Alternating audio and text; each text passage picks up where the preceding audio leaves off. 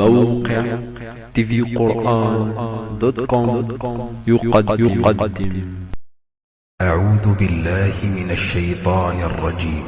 وما أرسلنا قبلك من المرسلين إلا إنهم ليأكلون الطعام ويمشون في الأسواق وجعلنا بعضكم لبعض فتنة أتصبرون وكان ربك بصيرا. وقال الذين لا يرجون لقاءنا لولا أنزل علينا الملائكة أو نرى ربنا لقد استكبروا في أنفسهم وعتوا عتوا كبيرا. يوم يرون الملائكة لا بشرى يومئذ للمجرمين ويقولون حجرا محجورا. وقدمنا إلى ما عملوا من عمل فجعلناه هباء منثورا.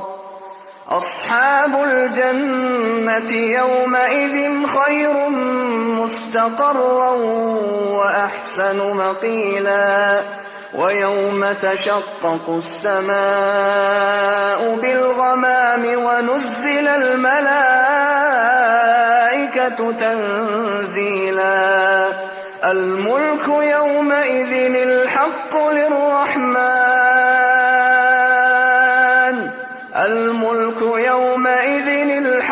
للرحمن وكان يوما على الكافرين عسيرا.